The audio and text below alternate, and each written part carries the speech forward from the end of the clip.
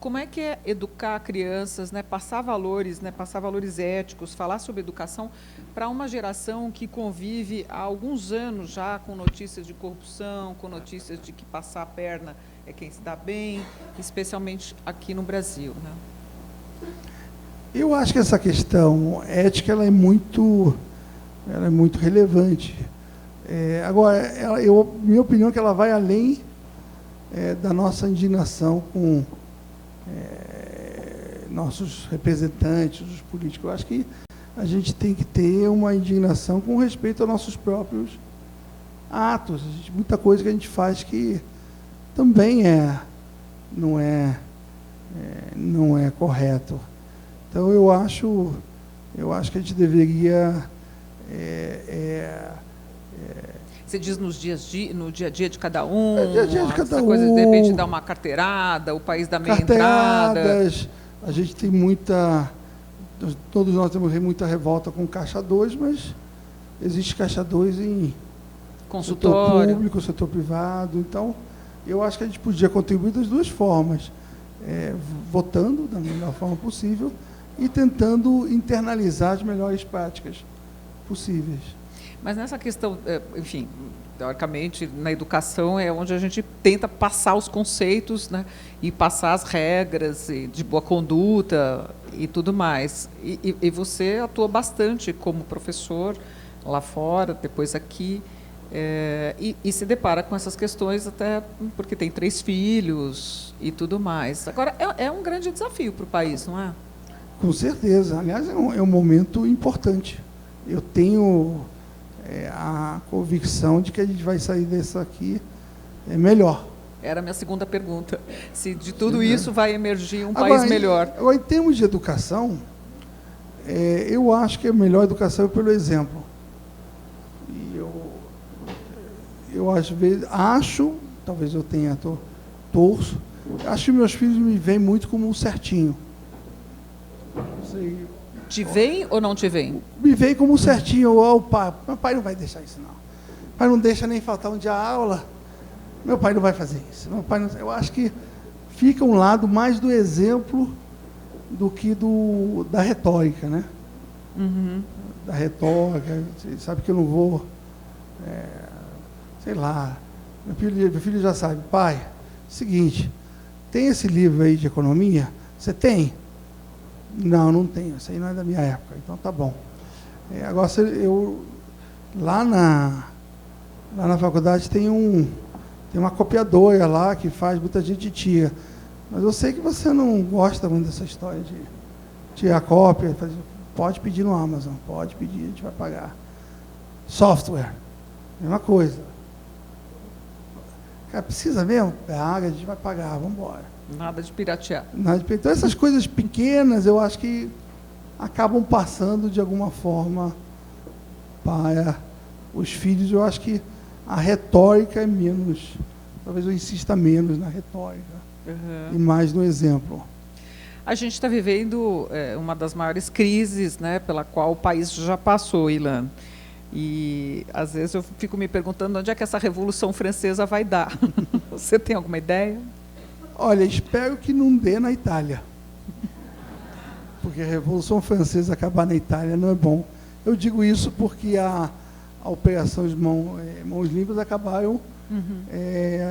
teve um sucesso inicial muito importante, mas depois acabou não terminando, não com muita... Eu tenho fé que isso acabe melhor no nosso caso.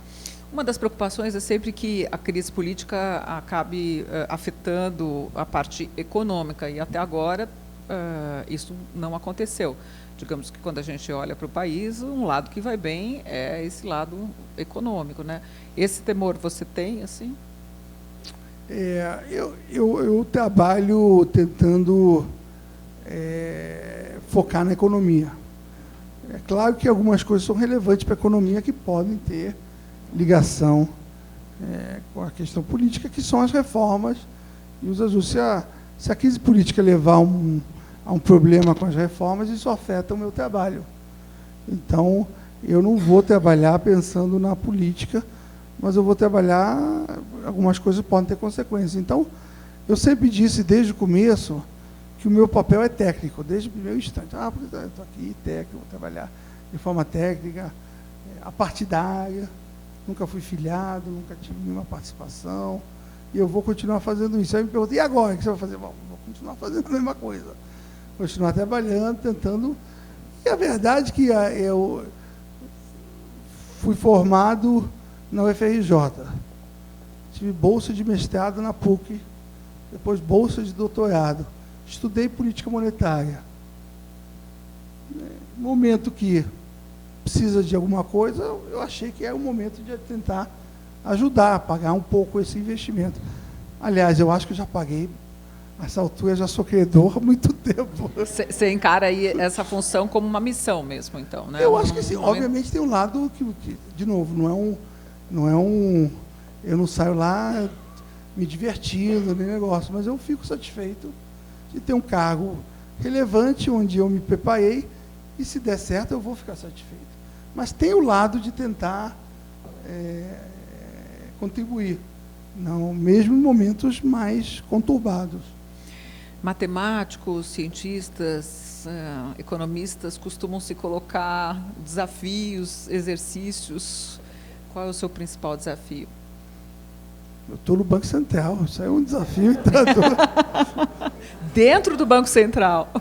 Dentro do Banco Central é você trazer uma economia hoje, que está uma economia que teve recessão 2 anos, que tinha uma inflação de 11%, que tem um juro real alto, e vocês que acham que é o Banco Central que manda nos juros, não, é a economia que manda nos juros, a gente faz o que pode. Mas a gente tenta que a inflação caia, que os juros caia, que a economia retome, que tenha mais gente empregada. Então, esse é um pouco o desafio, é um desafio grande. Tem um lado da agenda do Banco Central, a gente tenta fazer, não só ficar lá e fazer as coisas que todo mundo conhece, mas mudar estruturalmente projetos, coisas ligadas aos bancos, questões ligadas a agendas nossas, e nem sempre elas são entendidas, porque está num período turbulento que você faz uma coisa pelo bem e as pessoas já acham que você está... Ele está fazendo isso. Ele é a favor do A ou do B? Você tem que escolher, é o A ou o B. Sempre é uma teoria conspiratória, né, em gestação. Isso dá mais trabalho do que os problemas reais. Uhum. Os problemas virtuais da cabeça são muito mais difíceis de lidar do que os juros reais. Você está lá, não são o que são. Olha, eu vi que tem várias pessoas querendo fazer perguntas. Vamos levantar a mão. Quem já fez? Acho que o senhor já fez uma, né? Não? Então, vamos pela ordem aqui. Então, vamos pela ordem do microfone. Oi, boa noite, Letícia. Boa noite, Letícia Simes. A gente vê, Ilan, que a equipe econômica e a economia, ela está bem, vamos supor, blindada em relação a todos esses torpedos, esses canhões, esses mísseis políticos que a gente vem tomando frente. Até que ponto você, porque na verdade é toda uma equipe, a gente tem um ministro da Fazenda que é responsável pela economia, mas em contrapartida ele tem que estar aliado com todos os outros ministérios, porque é uma engrenagem. Até que ponto você acha que você, na sua pessoa, está blindado a levar a economia pelo rumo certo que ela está indo, onde fala que tem um mercado precificado, ou seja, que não está abalado por essas intempéries políticas? Até que ponto você levaria esse cargo no Banco Central? Eu vou continuar trabalhando da mesma forma que eu comecei, tentando ser o mais técnico possível, ajudar da melhor maneira, e tomar qualquer cenário que venha a sair como dado. Não vou questionar um pouco se esse cenário é melhor ou pior politicamente. Eu vou tentar contribuir da melhor forma possível. Agora, não tem, quando você diz blindado, pessoalmente não me sinto blindado. Eu acho que, de fato, a sensação é que tem muito risco aí em tudo que a gente está fazendo. Então, talvez a sensação de blindado seja mais do mercado financeiro, das pessoas. A gente está lá lutando todo dia. Só queria dar uma... Eu estou falando aqui com vocês em casa, em família, só que eu estou falando também com a sociedade toda brasileira. A gente tem 4 jornalistas aqui, então tudo que eu falo nessa posição, eu falo com todo mundo. Então, só para... Com transparência. Entendeu? Com transparência, tá? Não sei onde é que vocês estão. Então, por aí. Aqui, oi, pessoal, tudo bem? Então, a minha pergunta, Viviane Gurgel, a minha pergunta é o seguinte: os bancos centrais, e você participa dessas discussões, estão relutando um pouco de regulamentar os bitcoins. E eles vêm com uma cotação superior ao dólar, coincidentemente, antes do escândalo da JBS, dobrou essa cotação, maior do que o ouro, quer dizer, inclusive. E depois de um esforço muito grande do mercado financeiro de coibir a lavagem de dinheiro, deixar isso solto, não é um perigo e está migrando para eles a lavagem de dinheiro, né? E a segunda pergunta é sobre as fintechs, que também tem um racional interessante de deixar solto para crescer e depois ver como é que fica. Mas qual é a sua visão? E eu sei que vocês têm uma agenda do Banco Central, acho que você até mencionou isso sutilmente, por exemplo, a MP de leniência era uma coisa que já estava na agenda do Banco Central, em linha com as legislações internacionais, mas o time que ela saiu, todo mundo pensou, tem a ver com a delação do Palocci. Então, eu queria que você comentasse um pouco essa agenda institucional do Banco Central, o seu legado e esses assuntos dessas moedas virtuais. A gente tem uma agenda do Banco Central, que, na verdade, foi uma agenda que a gente publicou.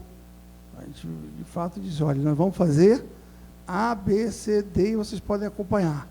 É como se fosse assim, esse é o nosso programa, acompanhem, nos cobrem. A gente dividiu em 4 grandes tópicos. O primeiro grande tópico é inclusão financeira e educação financeira. Nós temos, nos últimos anos, uns 30, 40 milhões de brasileiros que, pela primeira vez, tiveram uma conta bancária, e aí tem todo um esforço de trazer eles para dentro, não só para ter uma conta bancária, mas para entender como é que funciona. Então, não adianta só incluir, mas educar. Então, tem todo um esforço que é a parte. O esforço se faz através de escolas, através de, inclusive, exército, entrando com as nossas cartilhas, com nossos... Então, tem todo um lado, digamos, de inclusão e educação financeira. O segundo tem a ver com os aspectos legais do Banco Central. Se o Banco Central vai ser autônomo, qual o relacionamento com o Tesouro Nacional. Essa MP aí, 784, é uma parte da agenda que a gente divulgou no ano passado, que é o esforço de 2012, que basicamente é uma agenda de como a gente lida com as irregularidades do sistema financeiro. Então, se um banco não cumpre uma norma nossa, você tem que ter provisionamento, seja, se o empréstimo está ruim, você tem que fazer uma coisa, você tem que ter quantidade de capital, você pode emprestar, coisas bem de Banco Central. Então, a gente estava com uma legislação de 64, com uma avaliação internacional negativa nesse aspecto. Então, a gente avançou com a agenda e conseguiu passar uma lei recentemente sobre irregularidades do Banco Central. Aí veio essa confusão, não, mas isso deve ser por causa da delação de fulano. A delação de fulano são crimes, que são, na verdade, corrupção, lavar dinheiro. Isso tem nada a ver com o que a gente está falando. Isso tem a ver com a justiça, com o lava-jato. O nosso papel que a gente está falando é mais coisas ligadas ao Banco Central mesmo, mas aí fica aquela coisa mesmo, no momento. Então, outras coisas da agenda, por exemplo, são ligadas ao custo de crédito, né? E essas fintech, não sei se todo mundo sabe o que são as fintech. Em inglês, são as companhias financeiras de tecnologia. Então, como a tecnologia entrou em todos os campos da nossa vida, ela entra também no campo financeiro. Então, começa a desenvolver um cartão independente que você não paga nada e contas que você consegue virtuais completamente. Você não pisa em banco. meios de pagamento que você paga sem precisar de dinheiro, sem precisar ter conta. Então, tem milhões de tecnologias. Gente que tem... um empresta peito peer-to-peer. Uma pessoa empresta para o outro sem passar em banco, entendeu? São coisas tecnológicas, coisas assim. E isso a gente vê com bons olhos, porque é uma forma da gente avançar, da gente inovar. E no caso do Brasil, isso gera concorrência, isso gera competição, e tudo que é concorrência e competição tende a beneficiar o consumidor. Então a gente vê com bastante bons olhos essas companhias. Só que em algum momento essas companhias voltam e pedem para o Banco Central alguma norma, alguma regulação. Você pode estar, mas por que alguém vem para o regulador pedir alguma coisa? Porque a gente estão tão cheio de regras, estão tão cheio de leis, estão tão cheio de pode, não pode, por que alguém vem? Exatamente por causa disso, porque para a companhia funcionar e continuar crescendo, o Brasil funciona de tal forma que se não tiver o carimbo de alguém dizendo isso vale, ninguém acredita por muito tempo. Se é pequenininho, tudo bem, mas quando começa a crescer, quer vir dizer assim, eu queria que tivesse uma norma que falasse que contas virtuais valem, mesmo que não tenha banco. A gente está lá e escreve assim, norma tal, contas completamente virtuais, que não tenham você não precisa ter um fio terra, funciona, e tal. Então, esse tipo de coisa acabam vindo para a gente porque precisa de uma certa legitimidade. Então, tem um período que é bom deixar livre, e aí depois tem um período que eles pedem para a gente intervir nesse caso. Então, a gente é a favor. Essas moedas virtuais, elas surgem por aí, elas não... essa ideia de que cresce muito, elas não crescem tanto assim, não. Dentro dos montantes globais, elas são muito, muito pequenas. A grande vantagem de várias dessas moedas virtuais é que eles inventaram uma tecnologia tão boa para funcionar que todo mundo quer. Assim, olha, o Bitcoin eu não quero, mas eu quero a tecnologia que fez o Bitcoin. O que é essa tecnologia? Que o dinheiro é algo que eu dou para você, você dá para ela dá para ela, e ninguém fica verificando de onde saiu. Está lá escrito que o governo garante, que se for no Banco Central vale. Então você não quer saber de onde veio. Só quer saber se lá está aqui. Tá bom, me deu, eu olhei, não é falsa, está ótimo. O Bitcoin não é assim. Então o Bitcoin ele tem toda uma tecnologia de blockchain, que ele guarda a informação de quem pagou para quem, para quando pagou, e vai continuando a vida toda, de tal forma que a pessoa que recebe isso lá no final, ele sabe tudo que aconteceu com aquilo lá e dá uma garantia de onde que veio. Se der errado, ele volta atrás de tudo. Então, essa tecnologia de registrar tudo, é como se tivesse uma nota de R$10, onde eu tivesse um chipzinho que fica registrando onde é que passou essa nota nos últimos 10 anos. Que nem o cookie, né? Entendeu? E aí, essa tecnologia que está todo mundo querendo. Às vezes, olha, o Bitcoin eu não quero não, mas a tecnologia eu quero. E aí tem aqui, inclusive, a questão de bancos centrais dizendo o seguinte, olha, você está fazendo essa moeda virtual? Deixa com a gente. Quando a gente fizer, vai acabar todo mundo aqui, porque eu faço, vira uma coisa virtual do Banco Central. Aí não tem concorrência, né? Porque além de você ter uma coisa virtual registrado, você ainda tem a garantia do Banco Central que pode vir aqui trocar, você pode pagar imposto, então aí acaba. Por isso que eu acho que não tem esse medo todo dos bancos centrais, porque no dia que eles quiserem acabar, é só adotar o blockchain, e aí replica, mas é uma moeda do Banco Central, aí acabou a festa. Vamos a mais uma pergunta aqui. Meu nome é Daniel Kowarski. Eu tenho uma perguntinha pegando um gancho na sua parte técnica alegada.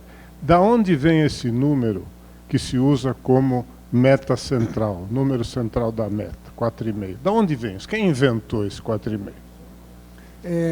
Quem inventou foi o governo. O governo, assim, vamos voltar atrás?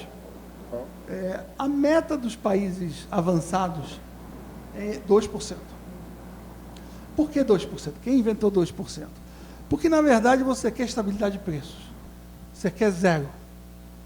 Você quer 0%.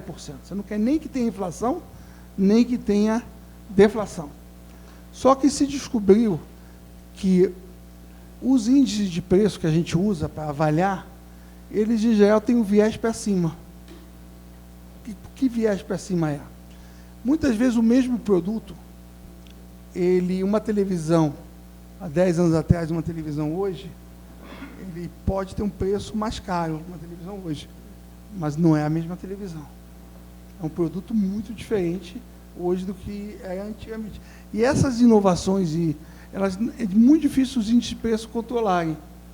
Então, na verdade, quando você está dizendo zero, você tem um viés para cima, porque você tem um viés da qualidade do produto. Tem um outro viés, que é um viés de... para você calcular quanto que é uma inflação, você precisa ter uma determinada cesta de bens, tá? Como você sabe que algum aumentou de preço se você não tem uma cesta fixa? Você tem que ter, sei lá, o brasileiro médico compra tanto de serviço, tanto de comida, tanto de aluguel, tanto de isso aqui, faz uma pesquisa e calcula, chamada POF. Só que a POF, você faz uma pesquisa uma vez a cada 5 anos e fica com ela parada e vê a inflação dessa cesta durante 5 anos. Só que à medida que o preço de algo vai subindo muito, você vai diminuindo o teu uso. E a cesta não é igual. Então, vamos supor que, em algum momento, você vê um exemplo de algo que subiu muito. Sei lá, petróleo e gasolina em 2015. O preço subiu bastante, só que você está usando um pouquinho menos, então a cesta mudou. Final da história, 2% é igual a zero, na cabeça dos países avançados. Então, quando a economia está com a inflação de 2%, é que está estável. Aí tem economias emergentes que, por sua natureza, e aí não vou entrar em detalhes, o equilíbrio, ou seja, uma inflação básica não é 2, é 3. Porque as economias emergentes, elas crescem mais rápido do que as economias avançadas em geral, e elas geram uma inflação de serviços do país mais alta. Então, estou entrando questão técnica, sempre outra questão técnica.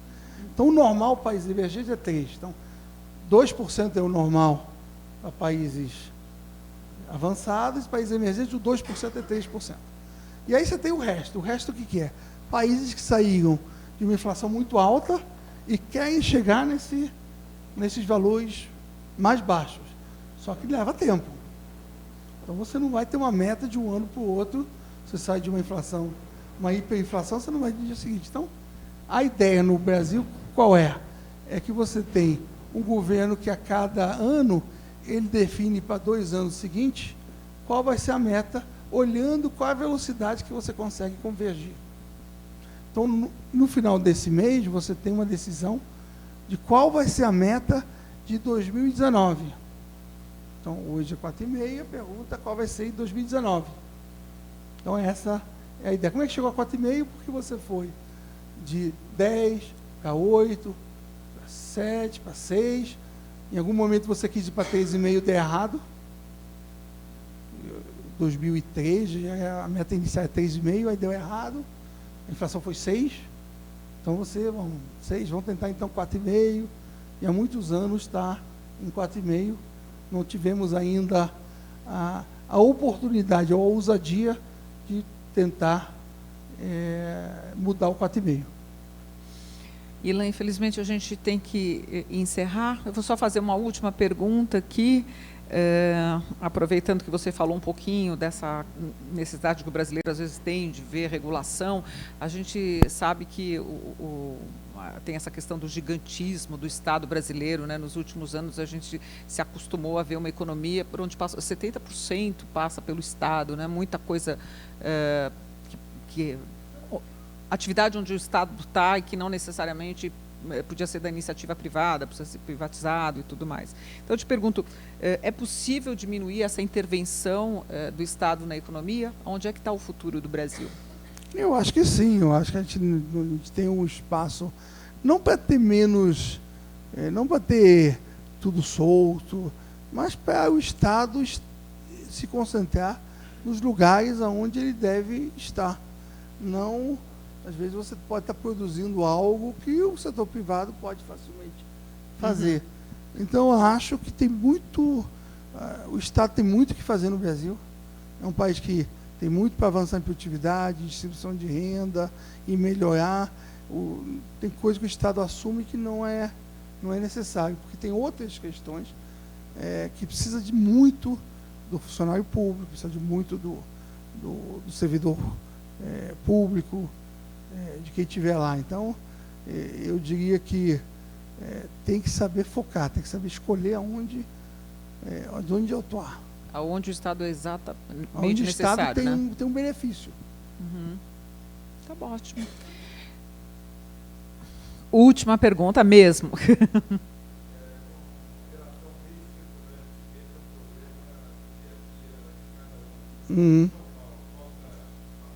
Falta toco ainda? A gente teve, essa é uma briga que eu comprei, porque você precisa, custa dinheiro fazer dinheiro, tá? Você tem que tirar do orçamento para fabricar o papel e isso. E a gente, quando eu cheguei, já está há alguns anos com a produção menor por alguns fatores. Um deles orçamento, outro fator que você tem hoje o único produtor no Brasil, que é a Casa da Moeda. E a Casa da Moeda tem bastante funcionário, mas as únicas máquinas para produzir dinheiro, quando eu cheguei, tinha 3 máquinas que podiam produzir, duas estavam quebradas. E a única que funcionava, toda vez que quebrava, você usava partes da quebrada, assim, não, quebrou, vamos trocar. Então, basicamente, a gente disse o seguinte, se não puder fornecer por essa Casa da Moeda, eu vou importar papel moeda. Tinha uma época que tinha aquela francesa, a Jo Marie, né? Que produzia papel. Eu acho que a última vez foi no Real e o Real nem fez. Então, na minha gestão foi a primeira vez que a gente importou dinheiro brasileiro. Até outro dia eu vi uma reportagem assim, estou colecionando as suecas. Porque a firma que acabou sendo a mais barata, aliás, importar dinheiro no exterior sai 30% mais barato do que comprar, do que produzir, 30%. Do que fazer aqui pela Casa da Moeda. Isso precisou de uma lei e uma medida provisória, que é a outra que deu dor de cabeça, que era além dessa de hoje. A outra foi que falavam para a gente o seguinte, como é que você faz? Você tem uma Casa da Moeda, 1000 funcionários, como é que você não vai comprar daqui? Entendeu? E aí é nacionalismo e que a gente estava. Aí eu basicamente falei o seguinte, olha, eu recebi uma carta dizendo que esse ano, porque quebraram 2 máquinas, nós não temos condição de produzir. Se eles não têm condição de produzir, eu vou comprar fora. Mas tem que mudar a lei. Eu falei assim, vamos mudar a lei. Vamos lá, mudamos a lei. Aí no Congresso, todo mundo se juntou, o nacionalismo a favor da Casa da Moeda. Por que o Banco Central quer comprar moeda lá fora? Aí tem. Tem. Ou seja, 180 graus, tá? Entendeu? É exatamente o contrário. E aí, no final, funcionou. E acabou, ninguém mais falou, a gente importou, trouxe as tais suecas, está lá, está no meio do que vocês gastam aí. Aí, esse ano vem, eu digo assim, gente, é o seguinte, a Casa da Moeda fala assim, eu vou produzir tudo, agora... Consertou as máquinas? Consertou as máquinas, de repente, todos os funcionários agora estão dispostos a trabalhar 2 turnos, aquele pedido de aumento salarial absurdo acabou, de repente resolveu tudo. Aí eu falei assim, ótimo, compramos de vocês esse ano, não se preocupem. Aí vem o terceiro e diz assim, mas se é 30% mais barato lá fora, como é que você está comprando aqui dentro? Agora eu não sei o que fazer. Se eu comprar lá fora, vão dizer que eu estou